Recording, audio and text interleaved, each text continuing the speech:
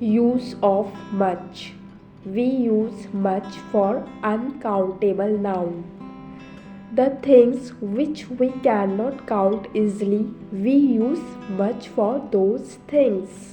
जिस चीज को हम आसानी से गिन नहीं सकते उसके लिए हम much का प्रयोग करते हैं. For example, how much milk do you buy every day? Here you can see milk is an uncountable noun. We cannot count the milk, so that's why we have used much here.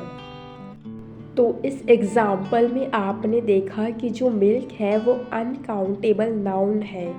Milk को हम गिन नहीं सकते, तो इस वजह से हमने मिल्क की क्वांटिटी पूछने के लिए मच का प्रयोग किया है. Let's see one more example.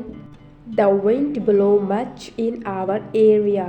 So here also you can see wind is an uncountable noun. We cannot count the wind, so that's why we have used here much. तो इस sentence में आपने देखा कि जो विंड है वो uncountable noun है, उसे हम गिन नहीं सकते, तो इस वजह से हमने यहाँ पे मच का प्रयोग किया है ये बताने के लिए कि हवा किस तरीके से चल रही है. Now let's learn use of many. We use many for countable noun. The things which we can count easily, we use many for those things. जिस चीज़ को हम आसानी से गिन सकते हैं उसके लिए हम many का प्रयोग करते हैं. For example, Tom has many dogs. So in this example, you can see dogs are countable noun. We can easily count the number of dogs. So that's why we have used here many. यहाँ पर dogs जो है वो countable noun है. dogs हम आसानी से गिन सकते हैं, तो इस रीज़न से हमने यहाँ many का प्रयोग किया है. Next example. How many children are in the park?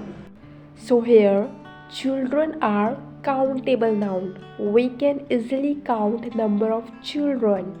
So that's why we have used here many. तो इस सेंटेंस में चिल्ड्रन जो है वो काउंटेबल नाउन है, उन्हें हम आसानी से गिन सकते हैं, तो इस रीज़न से हमने यहाँ मैनी का प्रयोग किया है. I hope you have understood the basic use of much and many. Here is a test for you. You have to fill this given blanks with much or many. If you know the answer of these fill-ups, please type it in comment section.